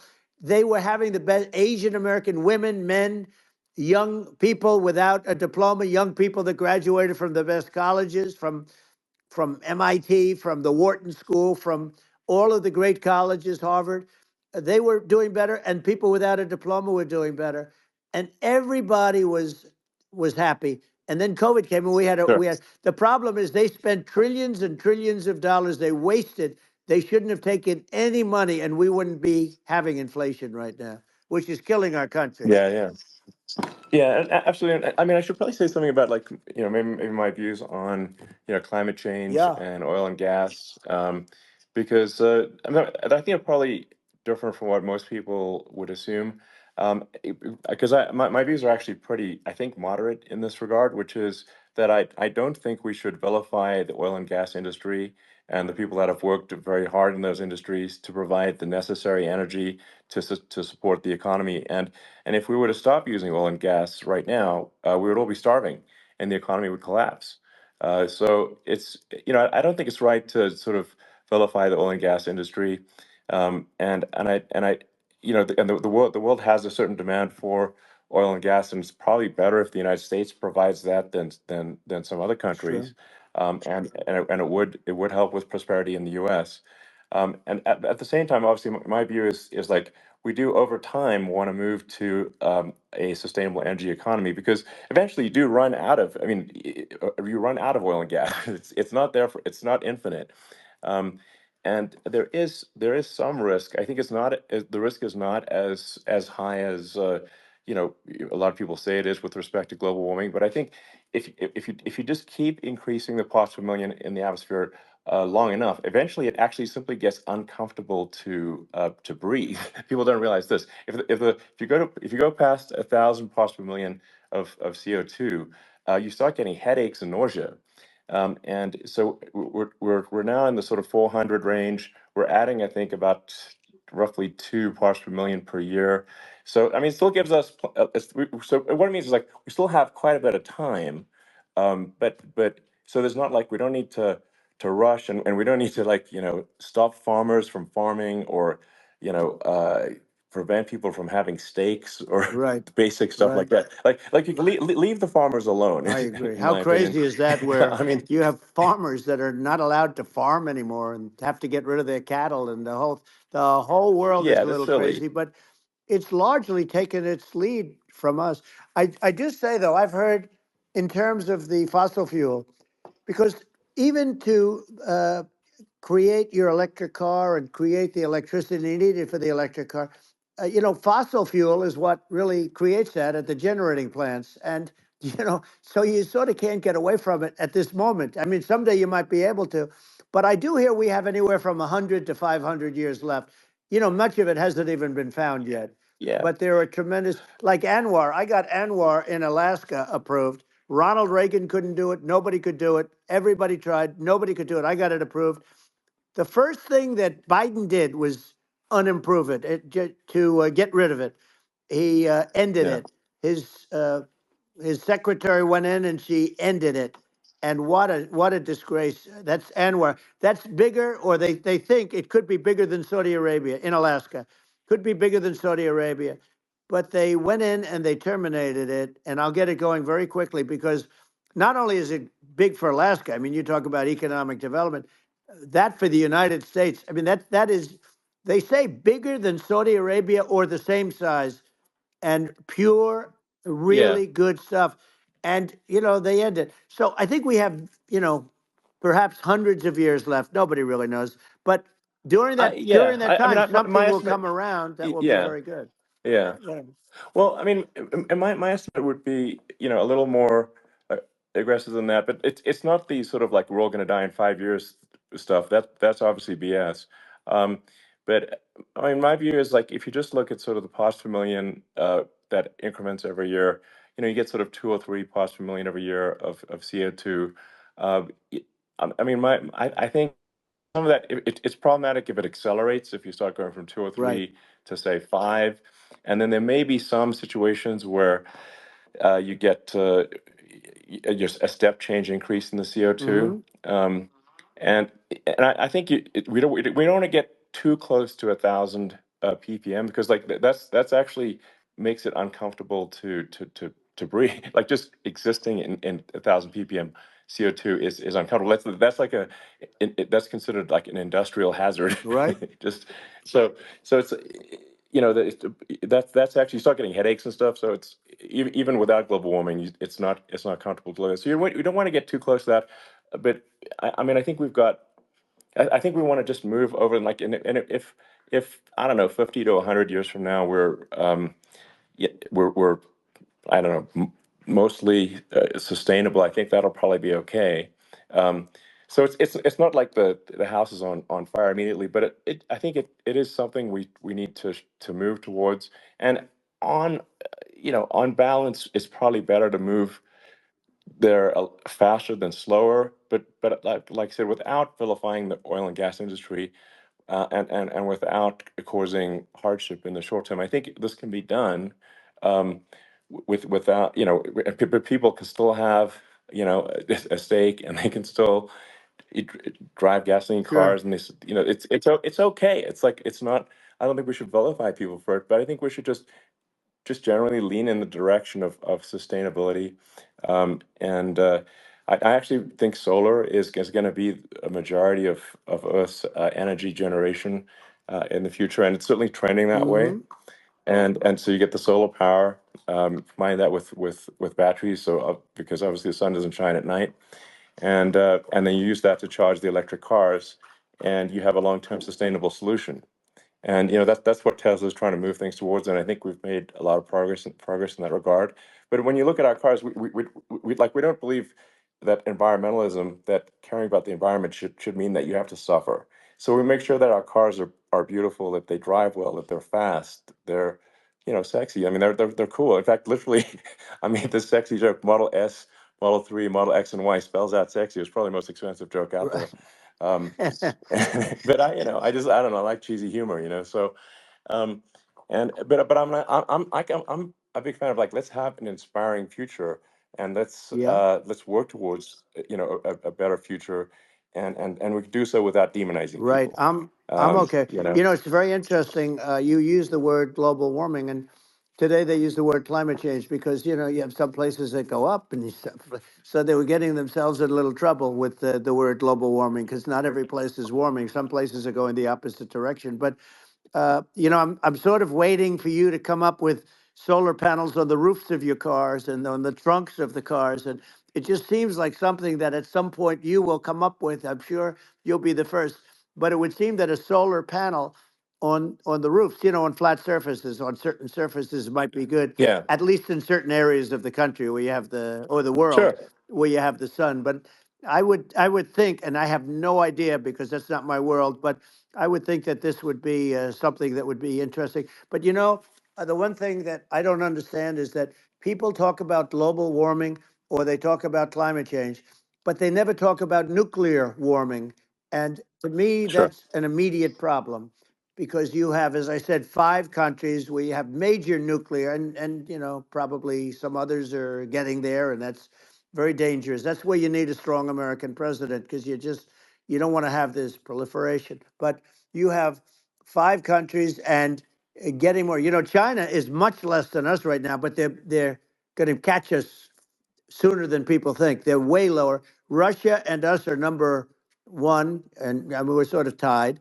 And China is far behind, but they're developing at a level that, you know, you're not surprised to hear, very fast. They'll end up catching up, maybe even Yeah, surpassing. But to me, the biggest yeah, problem is not climate change. It's not, and everything's, you know, a problem, but it's degrees. To me, the big problem is the nuclear power. The power of nuclear is so great. And when I talk yeah, yeah. about Nuclear power is underrated. It's I'll awesome. prevent World War Yeah. III, Oh, I will. But the okay. truth is that you have to, because this is no longer army tanks going back and forth and shooting at each other. This is Yeah. a level of destruction and power that nobody's ever seen before. Yeah, and actually, there's the bad side of nuclear, which is a nuclear war, very bad side. But there's also, I think, nuclear electricity generation is Absolutely. You're underrated, right. and it's actually, people have this fear of nuclear electricity generation, but it's actually one of the safest forms of electricity generation. It's just a huge misunderstanding. Um, and if you look at the injuries and deaths, caused by, say, I mean, I'm not trying to pick on coal mining, but just any kind of mining Right. operation, and there's a certain number of injuries and deaths per year. And you compare that to nuclear. Nuclear is actually way better. So it's underrated as an electricity source, and I think it's something that's worth reconsidering. But there's so much regulation that people can't get it done.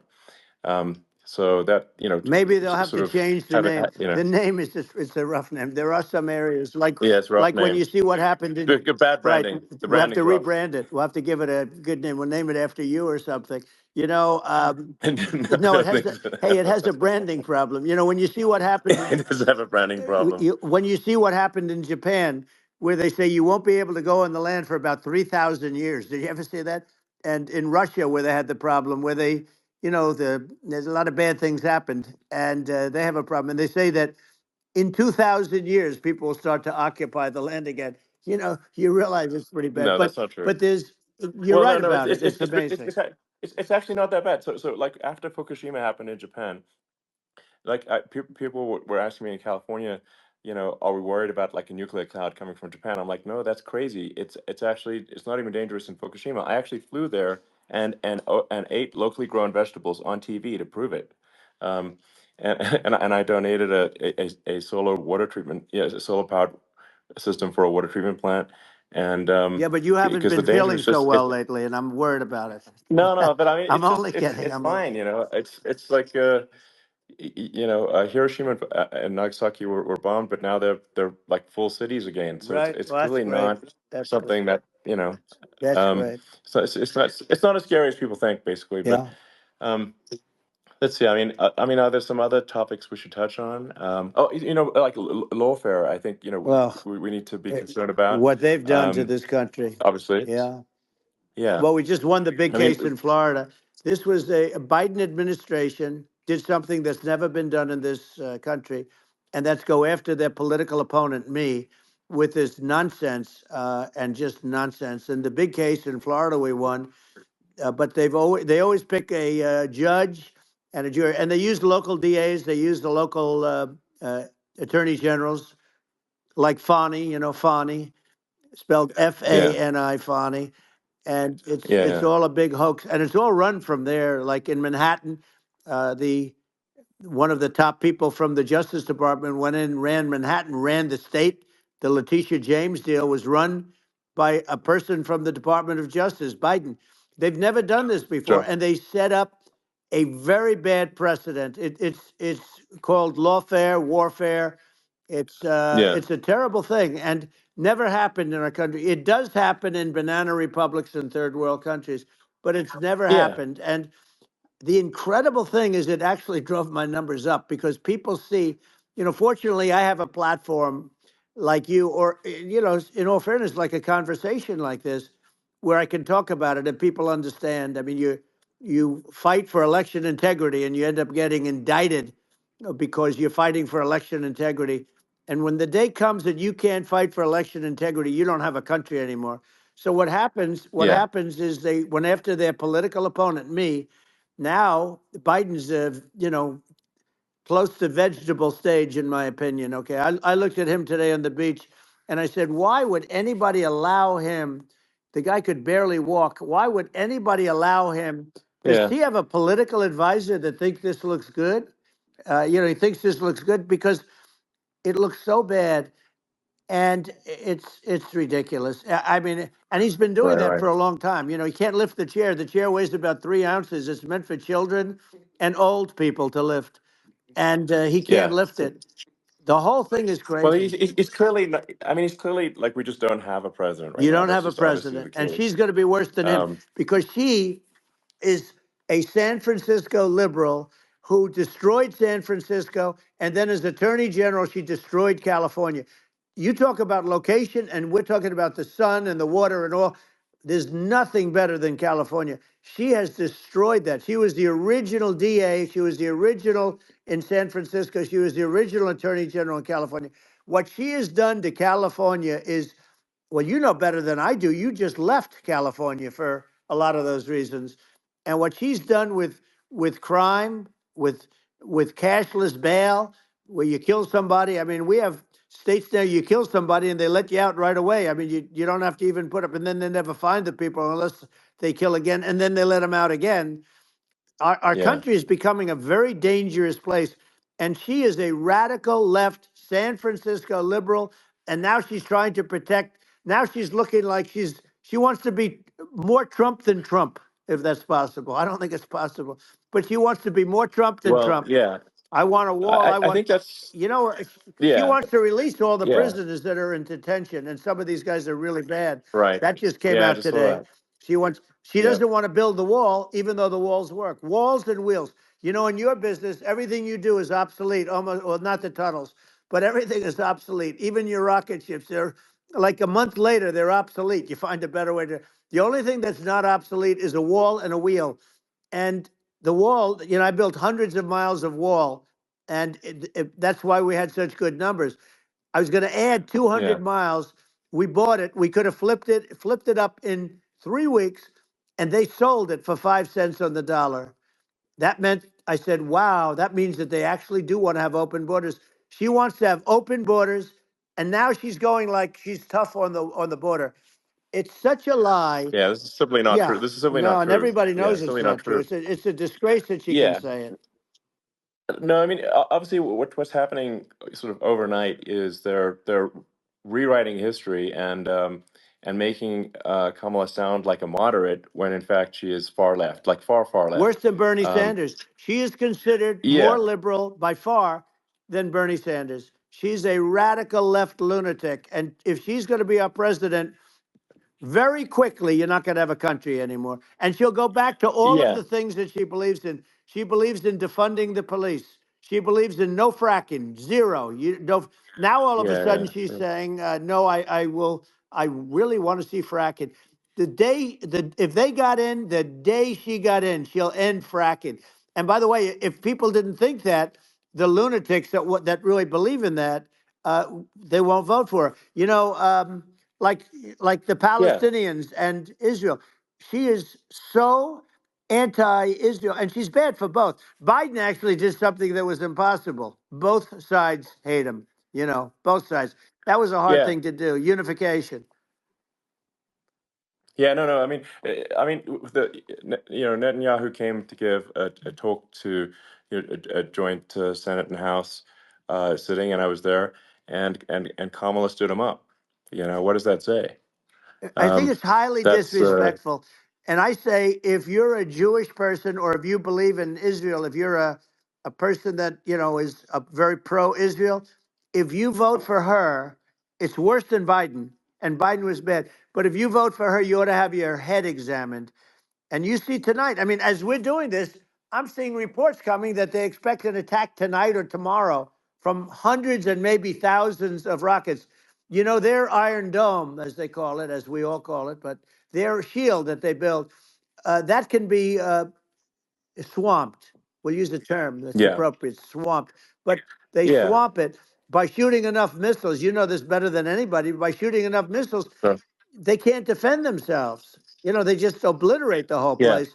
And that's what some people think they're looking to do. And we have no leadership. There's no respect for the United States of America with these people. And I'm telling you, Yeah. she'll be worse than him because she's a believer Yeah. No, in I being think you're right. radical left, and he wasn't. I think you're right. I mean, you really, it's important for the public that may be listening to this to look at Kamala's track record, before the last like month, and say, is that a track record you agree with?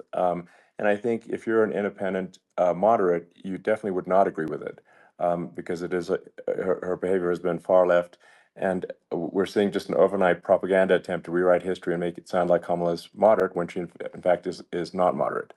Well, So I her think that, running mate approved, signed into legislation, tampons in boys' bathrooms. Okay, now yeah, that's yeah, all I that's have to weird. hear.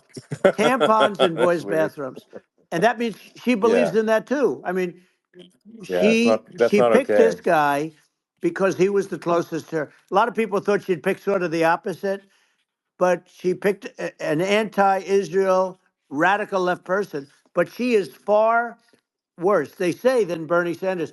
If we have her as a president, if we have a Democrat at this moment as a president, I don't think our country can survive. I think it's a massive. I think we're in massive trouble, frankly, with the Kamala administration, and that's my honest opinion. Um, and uh, and I think really it's essential that you win for the good of the country for this election. And I mean, I'm just stating my opinion. Um, Now, you may have seen this, but I got a letter from the EU Commission, like saying, to not have disinformation on during this discussion that we're having, and there's a lot of attempts to do censorship and to force censorship even on Americans from other countries, and um, what do you think about that? Well, I know the European Union very well. They take great advantage of the United States in trade, as you know. We, through a different forum, NATO, we protect them. And yet, if you build a car in the United States, you can't sell it in Europe. You just can't sell it. It's impossible. The same thing with our farmers. Our farmers find it very difficult to do business. We have a deficit with them of $250 billion, which people don't know. It sounds so nice, the European Union, but let me tell you, they're not as tough as China, but they're bad. And I let them know it, and that's probably why they notified you. No, they don't treat our country well. We defend them, with Ukraine. So we're in for 250 billion, and they're in for about 71 billion, and they have the same size. It's If you add up the European nations that in terms of an economy, it's about the same size. When you say as us, and they're in, Yeah, and they're in much greater risk. They they're right there. We have an ocean separating us from, in this case, the enemy would be Russia. It used to be for the yeah, Soviet Union, but let's assume they're close enough. And what happens is uh, they're in for 70 something million. I think even less than that, billion, and we're in for about 250 billion, and it could be a lot higher than that. And I say, why aren't you going to equalize? Why aren't they paying what we're paying? And they're in much more, it's much more important for them because of the fact that, they're right near there. I mean, they're all sort of in that location. We're not. But yeah, they should, and I did it with NATO. There were only 7 countries that were paid up in NATO out of 28 at the time. And the United States yeah. was the United States was subsidizing NATO, tremendously subsidizing NATO. And I went Yeah, in and I said, you yeah, got to pay up. If you don't pay up, we're not going to defend you any longer. I took a lot of heat, but you know what happened? Billions and billions of dollars came flowing in, and yeah. I think a lot of the public isn't aware of the fact that the United States pays a disproportionate share of the NATO expenses, and then we get even though taken advantage of on trade. So think yeah, about it. well, I mean, the point of NATO is defending Europe, and it's it's like, then okay, well, why is the United States paying disproportionately more to defend Europe than Europe? That doesn't make sense. That's unfair. and that is an appropriate thing to address. Well, Um, when you talk about so cost cutting and savings and everything else, I mean, honestly, look, there's nobody that feels worse about the Ukraine situation than I do because I know it would have never happened. I know Zelensky. He was very honorable to me because when they went with the Russia hoax and they said I had a phone call with him, he said it was a perfect phone call. It was a great phone call. He could have grandstanded and, said, oh, he was very threatening. He said, no, it was a very nice phone call. I called him up to congratulate him on his win, and you end up getting impeached because these people are yeah, yeah, lunatics. I was talking about the difference from the people within and the enemies on the outside. In many cases, the people from within are more dangerous for our country than the Russias and the Chinas. If you have a smart president, you're not going to have a problem with them. You're going to do things. yeah, Now, they've taken advantage yeah, of us absolutely. incredibly, but you're going to do things with the right person. Yeah, well, I think it's obvious that you're a believer and an advocate of free speech because during your first term as president, you were attacked relentlessly every day, often very unfairly with with false attacks, and you didn't try to shut down the media, you didn't try to inhibit their freedom of speech, and I think that says a lot. Well, the good thing is that you and I have, and some people, very few, we can get the word out. Although sometimes it's hard because they don't want to print it. Like we're having a great conversation right now. Kamala wouldn't have this conversation. She can't because she's not No. smart. She's not a smart person, by the way. She can't have this conversation. And Biden, we don't even have to talk about it. I mean, he couldn't have this conversation. He would have given up on the first half of a question. He would have walked out. He would have said, "Where am I? Where am I going?" So anyway, but Yeah, no, he wouldn't have this. that's true. Not a lot of people would have this conversation, but we cover a lot of territory. But the beauty is that we can have a conversation, and Yes, you I'm can actually able have a to get it out conversation. without because I get treated This is a unfairly this is by a the really press. big point. You can actually have a conversation with you, Yeah, it's nice, isn't it? and you can't have a conversation with Biden or Kamala. It's like it's not possible. That's true. Um, It's so this is like talking to an NPC. no. So it's just Well, impossible. but think of it. We need a man or person who's unbelievably sharp in order to stop all the nuclear danger and all the dangers that I'm talking about. And I got along with all these. I got along with Kim Jong Un. We had dinner, we had everything, and he really liked me, and I got along with him really well. By the way, he's the absolute boss over there. A lot of people said, "Oh, do you think he really?" That's for Let me sure. tell you, I saw things that you don't want to know about. He is the boss. But we had a good relationship, and he doesn't like Biden. He considers him a stupid man. He said he's a stupid man. Well, at least he speaks his mind. But in this country, you're not sort of allowed to say it. But I guess you are. You should be allowed to say it if Yeah, it's true. But we need smart people, and we need people that have an ability to lead. And she doesn't have that ability. Can you imagine? Now yeah. Chairman Xi very well. Can you imagine her and him negotiating, or No, it's even silly. It would be standing silly. together? It is, the whole Yeah. concept is ridiculous. She is terrible. She's terrible. But she's getting a free ride. I saw a picture of her Yeah, yeah, on Time Magazine today. She looks like the most beautiful actress ever to live. It was a drawing, and yeah, actually, yeah. she looked very much like our great First Lady, Melania. She looked, didn't look, Yeah. she didn't look like Camilla. That's right. But of course, she's a beautiful woman, so we'll leave it at that, right?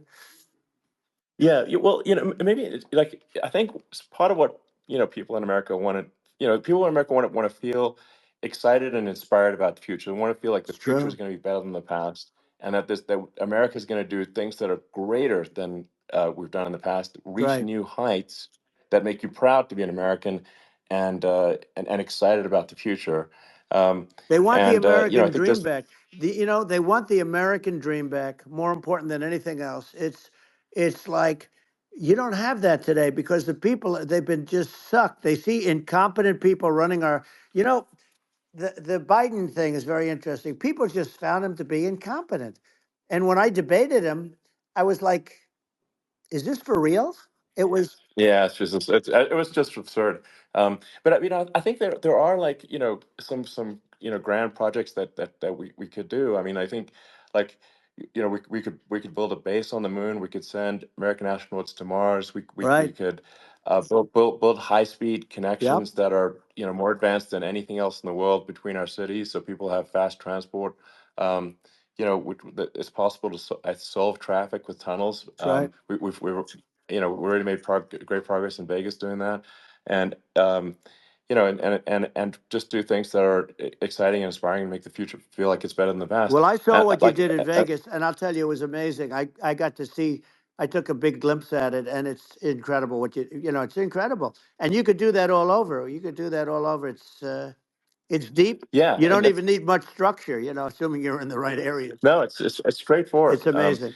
So I think we could do some things that like China's got incredible high speed rail between its cities, but I think it's actually possible with tunnels if with deregulation with an ability to actually where it's like legal to actually do the tunnels. Then you could have high speed tunnels that are actually better than anything else in the world for high speed transport between Yeah. cities, and that would be something that Americans can say, "Wow, okay, we've got something that's cooler than anyone else in the Yeah. world." That's the kind of thing that makes you proud to be an And American. much safer than surface trains, where there is a danger there. With people, with crazy Yeah, people, it's much safer, much better.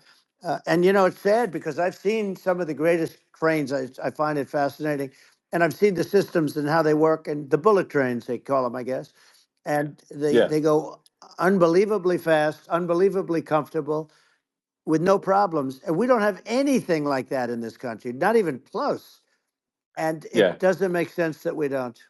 Doesn't make sense. Yeah, and I think also like there's I'm kind of hopping on the excess regulation, but I think something that um like I think people can generally understand is that what happens with laws and regulations is that there's more and more of them every year, and unless there's a process to clean them up, eventually everything becomes You're right. illegal, and that actually it slows down the development of new technologies. I mean, if you take the sort of like I think there's room for some reform at the FDA Yeah. for Yeah. improving the speed with which we approve drugs that could help save lives and improve people's Yeah. lives.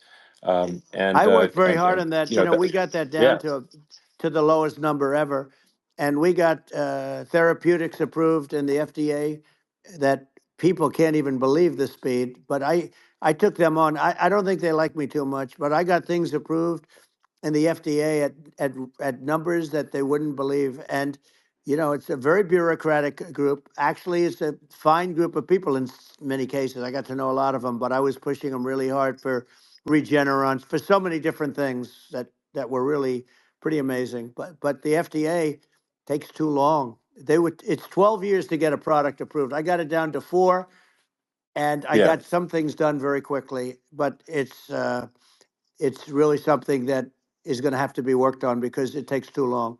Just takes too long. Yeah, it just takes too long, and it's you end up in the same with the approval, but it's just it takes years instead of something that I think could potentially take Yeah, months, and that improves people's lives. I yeah, think but I just wanted to sort of hop on this point that like there has to be an active process for reducing rules and regulations, because otherwise they just keep building up every year, yep. and you get like hardening of the arteries, and eventually everything's illegal or takes forever, and then we just we just ossify as a society. We can't make any Yeah. progress, and that's it's a really big Well, deal. Elon, just So getting back to the FDA for 1 second, I got something done called Right to Try.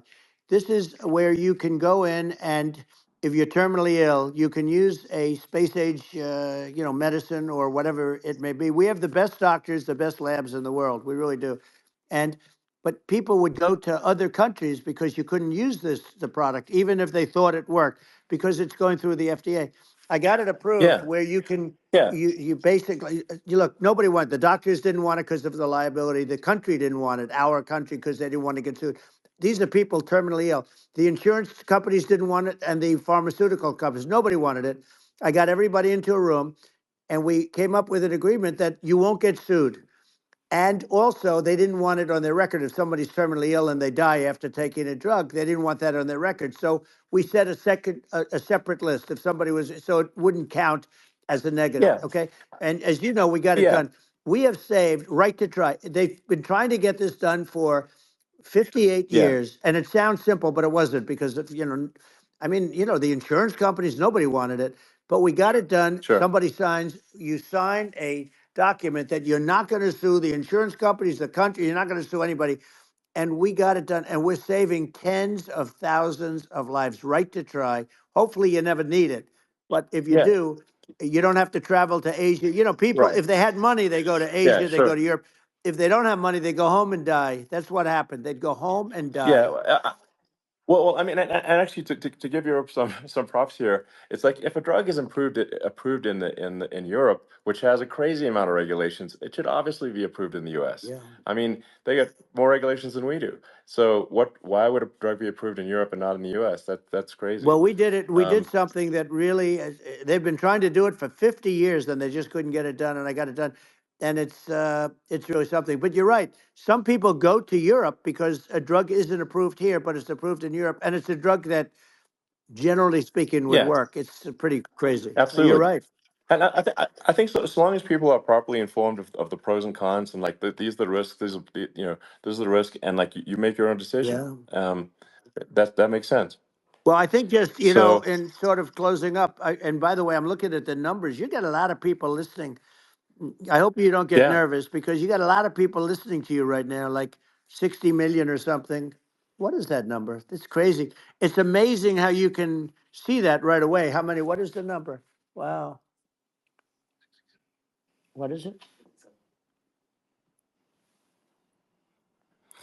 Well, Wow. I think in Wow, terms of that's a people that's a that big ultimately, that's bigger than you said. You said 25 and you're much more than double that number, 25 million. I think you're going to be 60 or 70. And I guess over a period of time, hey, I congratulate you. Do I get paid for this or not? well, I think actually in terms of the number of people that will hear this conversation over the next few days to Right. weeks, it's going to be hundreds of That's what they millions. say. Yeah, that's good. Well, look, it's an Yeah. honor. Yeah, I just asked this, are you better off now or were you better off when I was president? Nobody's better off now. People, we put out polls on that and nobody's better off now. Inflation has killed it. And they also feel very unsafe. You look at what's going on with a lot of different things. You look at the riots we had at the Yeah. colleges over, I mean, it's ridiculous, but Right. all of the riots, they just feel unsafe. And now they really feel unsafe because you have a new form of crime. It's called migrant crime. I call it Biden Well, migrant yeah. crime. Maybe I'll call it Well, Kamala I, migrant crime. But I mean, with all these things, I always try to get to the ground truth by just asking people. And my mom lives in New York, and I was like, Mom, do have any of your friends, been attacked or assaulted? And she said, yeah, three of her friends in three it's separate crazy. incidents were assaulted just in recent months, just walking around the streets of New York. And I said, well, did what happened to the people that assaulted them? Oh, nothing. They got away. Like, and they just They know that always get away. nothing's going.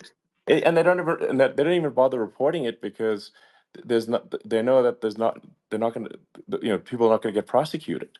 They just let, violent criminals out in New York The only with one that gets zero bail. prosecuted is Donald Trump. They don't get, they prosecute Trump. Yeah, I mean it's just obviously messed Oh, up it's terrible. if violent criminals are being getting off scot Yep. free, and meanwhile New York spending massive resources prosecuting you, and it's like what's this, and I think the sort of sensible public looks at this and says, what the heck's going on here? This is obviously abuse of the legal system. Um, the legal system is supposed to be protecting the That's right. public from violent criminals, and it should be obviously allowing the public to make their own decision about who should be president, as opposed to some legal case. Once they start this precedent, because this can go on with the next one, I mean, this is a very bad precedent what they're doing in terms of, going after their political opponent. And that's all it is. It's going after their political opponent. Yeah, And then you get a judge who's, a strong Democrat. And I'm being nice when I say that, in many cases, crooked as hell. But you get a judge and you go into an area where a Republican gets 3 or 4% of the vote. And, you'll have a jury pool yeah, with people that hate Republicans or hate. It could Sure, also be the other way, though, of course. because it could start the other way in areas where they hate Democrats. Exactly. And you get into a Yep. Pandora's box. It's a very dangerous thing for this country, and a very dangerous thing even for the state. New York City is Yep. losing. New York Absolutely. City and state lose a lot of business over what they did to me, because these people say we don't want that to happen to us. That's no justice system. You have an unfair system of Yes. justice, and it's costing New York State a tremendous amount of money. People are leaving and companies are leaving, and they won't come back. So, all of that stuff is important. But the economy now is the big thing, and we can turn that economy up so fast, and people are going to be back again. We're going to get rid of Yeah. inflation. I think there's a lot of Right. opportunity. Absolutely. Absolutely. So And I just I want to think I I want to think congratulate you. You've done an amazing job. You have definitely got a fertile mind. We can talk. You and I can talk about rockets and, it's kind of you to say. Thank you. well, tunnels. We can talk about tunnels and rockets and electric cars. So many things. And now you're into the AI, and that's going to be another beauty, I'll say. So Yeah. it's an amazing thing you've done, Elon. It's an amazing thing, and I Well, congratulate you. I mean, thank you. And well, I mean, I just say here, here's to an exciting, inspiring future that people can look forward to and be optimistic and excited about what happens next. And that's the kind of future that I think you will bring as president, and that's why I endorse you. Well, I appreciate that. That endorsement meant a lot to me. Not all endorsements mean that much, to be honest. Your endorsement meant a lot. And, we have a phrase, make America great again. It's pretty simple, but it really says that we want to make America great again. And we can do it. We can do it now. But if we were going to suffer another 4 years like we've suffered for the last 4 years, I'm not sure the country can ever come back. That's how bad it is. It's so bad. We have to do a I lot of think that's a things. very real Yeah, risk. it's a big That's a risk. very real risk. Yeah.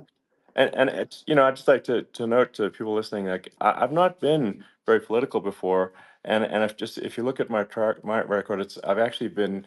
I'm not like, sometimes they try to paint me as like a far right guy, which is absurd because I'm like making electric vehicles and solar and batteries, helping with the environment, and and I actually I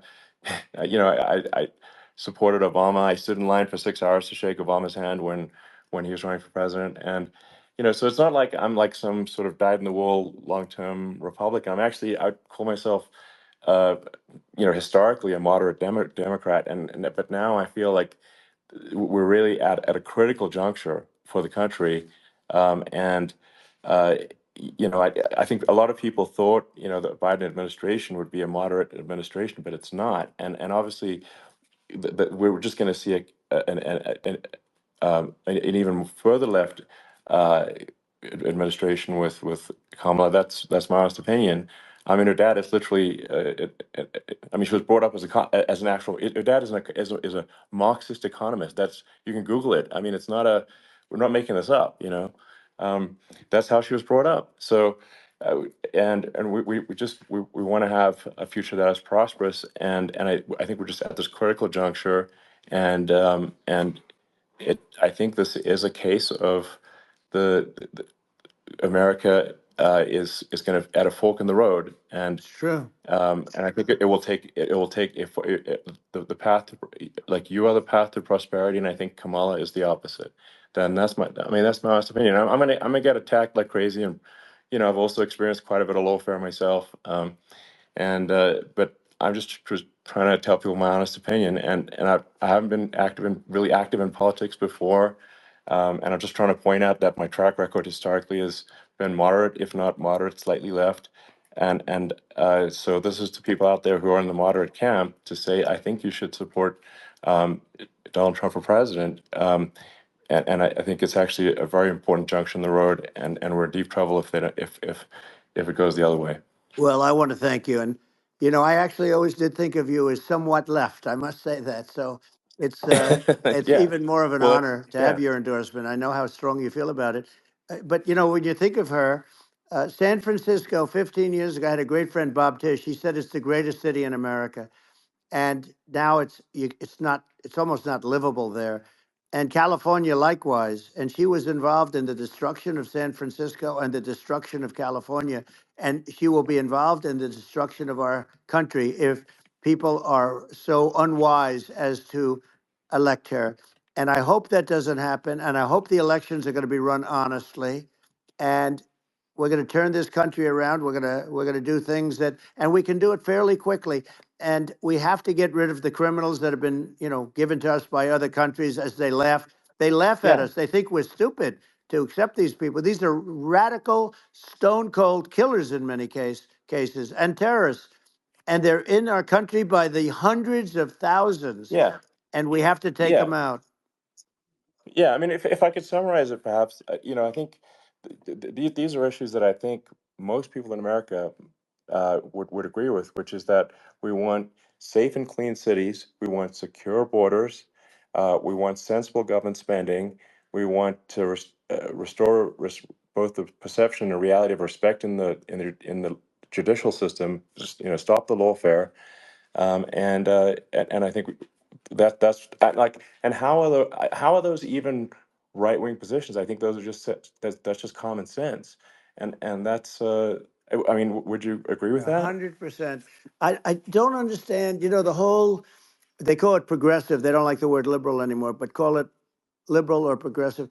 I don't understand how somebody could say that it's okay for them to empty prisons into our country. And again, I told you their Yeah, crime rates definitely all not over the world okay. are going way down, which makes sense. In fact, the next time what we'll do is if something happens with this election, which would be a horror show, we'll meet the next time in Venezuela because it'll be a far safer place to meet than our country. Okay. So we'll go, you and I will go and we'll have a meeting and dinner in Venezuela because that's what's happening. Their crime rate's coming down and our crime rate's going through the roof. And it's so simple. And you haven't seen anything yet because these people have come into our country and they're just getting acclimated. And they don't know about being politically correct law enforcement or lack of law enforcement. And our police, I have to just end with this. We have great police. We have great law enforcement, but they're not allowed to do their job. They have to be able to do their Yeah. job without being destroyed. Well, absolutely, and it's obviously demoralizing if you're a police officer risking your life to arrest violent criminals who could kill you and do kill you sometimes, and then you arrest the violent criminal, and then the DA doesn't prosecute, and that's let the guy out. Yeah. Well, then, like, why should a police officer risk their life uh, to arrest a violent felon Well, even if worse, if Elon, nothing's going to happen? even worse, they prosecute the police officer. They go after it and they prosecute the police officer and they take away his pension. They take away his Yeah. job. He loses his family. He loses his house. Well, I thought it was very telling, like incredibly telling, that when there was that case where sort of a gang of thugs beat up police officers. I think it was in Times Yep. Square in New York, and and then nothing happened to those guys. They were let out, zero bail, and I think a bunch of them were given free tickets to California. Well, what is I mean, that is a gross indignity against the United States, and that's how, I mean, this is insane. Like, have we lost all pride? What that how can such a thing be allowed to occur? I've never seen anything. You know? We see where they get shot. It's a very dangerous profession, but it's something they're very proud of and they want to be able to do their job. But I've seen them get shot. I've seen a lot of things. But I've never seen where these guys are standing in the middle of a big street, everybody watching them, and they're literally boxing, like punching, stand up fighting a police officer. There were two of them, and Yeah, yet about six yeah, of yeah. these guys, and they're punching the hell out of them. And in their own country, they would be dead if they did that. They'd be shot. They Yes. would be shot instantly. And they come from these countries, and it's taking them a while to realize that we don't do that in this country. But in their own Yeah, country, if they stood on a street and had a fight with a police officer, they would be shot. There's no political correctness, and yeah. It's it's just such a sad thing to see. And that's the reason you have crime, by the way, yeah, because we don't do anything about yeah. it. Yeah, we just cannot have a situation where our police officers are beaten up on camera by a gang of illegal immigrants, and then nothing happens to the guys that beat up the cops. I mean, and they're let out. This is Well, we're going to unacceptable. change it, Um, and we're going to get them out of the country. When I first got involved, they said you couldn't get them back to these countries. You couldn't take them back. In the case of Guatemala, Honduras, El Salvador, some others, you couldn't get them back. And I said, really? Oh, you can't get them back? Because under Obama, he couldn't get them back. They'd fly them in, and they'd put planes on the runways in these countries, so you couldn't land the plane. They'd bring them back. And the generals told me, sir, we can't bring them back. The countries won't accept MS-13 gang members. They won't accept them. And I said, really, how much do we pay these various countries in terms of economic aid, which is also somewhat ridiculous? And the answer was $750 million. I said, good. Tell them they're in default. They're delinquent. We're not paying them anymore because they won't accept Yeah, it. it's And you know what happened? They all called me, yeah, every one yeah, of them. They said, we would be honored to take them back, sir. We would be honored. It was so easy. But it's one of those things. And we got them back. We took in so many, the MS-13 is probably yeah. the worst gangs in the world. They're the most vicious, violent. We took them out of here by the thousands and got them out of here. And their countries took them back. And because I said, you're not getting any more economic aid. And once I said that, they were nice. They wouldn't take them back for Yeah, Obama. They yeah. wouldn't take them back for anybody. And now we have a problem because we have this guy, and they don't take him back anymore with Biden because they don't respect him.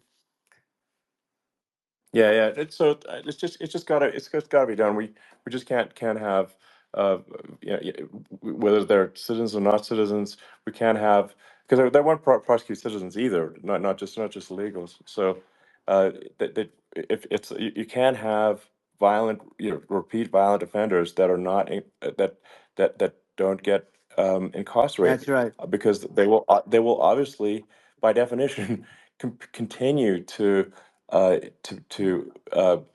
hurt people. And I think where part of this comes from is that there's and I do sort of consider myself liberal in some ways. I mean, it's just that you want to have empathy for Right. people. Obviously, you want to have empathy for people. I totally agree with that. You want to have empathy, but you also have to have empathy for the victims of the criminals. And if you just have empathy for the criminals, it's actually shallow empathy. It's not real. You're not thinking. You have one layer deep empathy. You got to say like, what if you don't incarcerate this person? Who are they going to uh, hurt? Who are they might kill someone. They might rape someone. If you don't incarcerate them, you have to have empathy for the victims. And there's a lack of empathy for the victims of the criminals, and too much empathy for the criminals. It doesn't make sense. That's why you want to have deep empathy for society as a whole, not shallow empathy for That's right. criminals. And we have to give our police officers the dignity and the respect that they deserve. And we have to let them do their job. They can do a great job, but we have to let them do their job. And if we don't do that, it's going to all disappear. There's never been a society like this where you're allowed to do anything you want and nothing happens. And I'm talking about violent crime. And it's going to get more violent because these are really, really violent people, and we're going to get them out of our country, and we're going to get them back to where, because they were sent here by the presidents and by the various people that run those countries. And I know every one of those guys, and they're smart people, and they're streetwise people. And they really think that the USA is stupid. They think we're run by stupid people, and they happen to be right. But when I was there, we had no problem. We got them out. We took out thousands of MS-13 gang members. We brought them back. And now, again, it's the same old story. We don't do it. And they actually gave them a big increase in aid. They raised it up to billions of dollars, and they get nothing for it. So